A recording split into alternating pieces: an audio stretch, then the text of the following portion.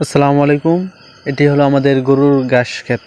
আমরা যারা গরু পালন করি সবার আগে আমাদের গরুর জন্য ঘাসের পর্যাপ্ত পরিমাণ চাহিদা পূরণ করতে হয়।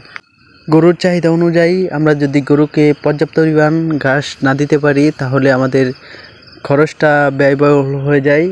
তাই আমাদের গরুর জন্য পর্যাপ্ত পরিমাণ ঘাস সংগ্রহণ করতে হয়। শুধু খড় খাওয়াইয়ে গরু পালন করা প্রায় অসম্ভব। আমরা যারা গরু পালন করি তারাই জানে আমাদের গরু পালনের পিছনে কতটুকু পরিশ্রম হয়। গরুর ঘাসের পিছনে খাটনি দিতে হয় এবং গরুর পিছনে অনেক পরিশ্রম করতে হয়। আমি এক নতুন উদ্যোক্তা। আমার স্বপ্ন আমি বড় করে একটি গরুর খামার করব। সবাই আমার জন্য দোয়া করবেন আমি যেন বড় করে একটি গরুর খামার শুরু করতে পারি। এখন আমি যে ঘাসগুলো কাটিং করতেছি সেটি আমার গরুর জন্য। আমি কিভাবে একটি গরুর খামার শুরু করতেছি আপনাদেরকে সব কিছু আমি শেয়ার করব।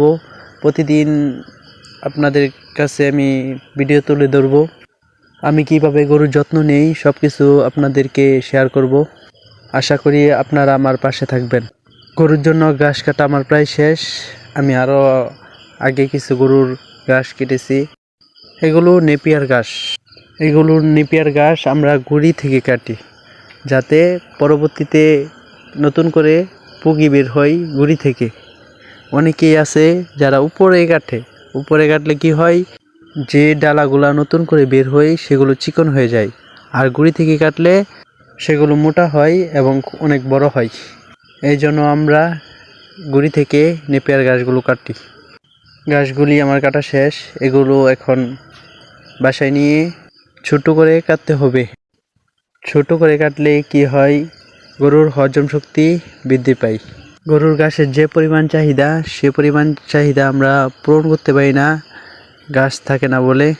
তাই আমাদের গরুকে পর্যাপ্ত পরিমাণ দানাদার খাবার দিতে হবে যাতে ঘাসের চাহিদা মিটে।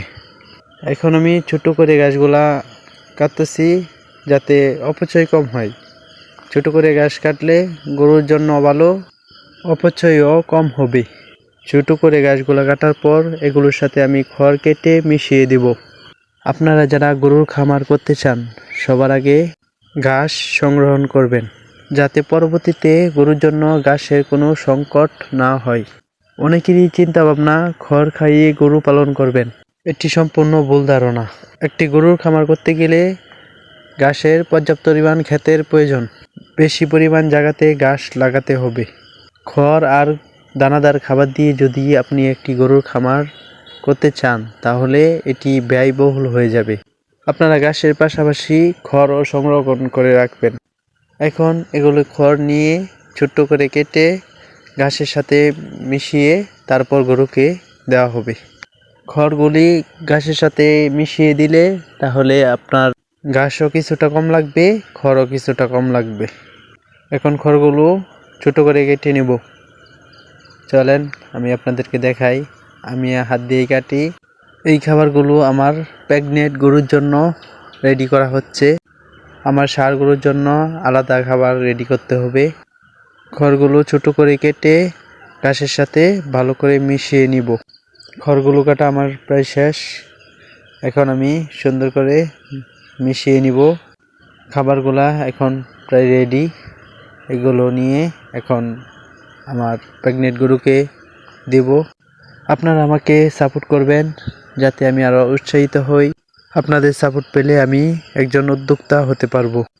এইগুলো ঘাস নিয়ে এখন আমার প্রেগনেন্ট গরুকে দেব। এ হলো আমার গরুর খামার। এই গরুটা আমার 6 মাসের প্রেগনেন্ট। এই গরুকে খাবার দিয়ে আমার ষাঁড় গরুর জন্য খাবার রেডি করতে হবে। আমি আমার ষাঁড়ের জন্য যে খাবার রেডি করব তা আপনাদেরকে দেখাবো। এটি আমার ষাঁড় গরু। এটা আমার কিনা বকনা নয়, এটি আমার গায়ের ঘরের। এখন আমার বকনার জন্য খাবার রেডি করব। আমি প্রথমে খড়গুলো সুন্দর করে ছোট ছোট করে কেটে নিয়েছি। খড়ের সাথে এখন পানি মিশিয়ে নিব। আমি 8 থেকে 10 লিটার পানি নিব। এই পানিগুলো খড়ের সাথে ভালো করে মিশিয়ে নিব। খড়ের সাথে পানি মিশানোর পর এগুলোর সাথে আরও কিছু খাবার মিশিয়ে নিব। আমি খড়ের সাথে কিছু দানাদার খাবার অ্যাড করব। এই খড়গুলো ততক্ষণে আমি ভালো করে মিশিয়ে নিলাম যাতে একটা রসালো ভাব আসে। এখন খড়ের সাথে আমি কিছু পরিমাণ জিঙ্ক ব্যবহার করব। আপনারা যে কোনো কোম্পানির জিঙ্ক ব্যবহার করতে পারেন। এখন খড়ের সাথে কিছু দানাদার খাবার অ্যাড করব।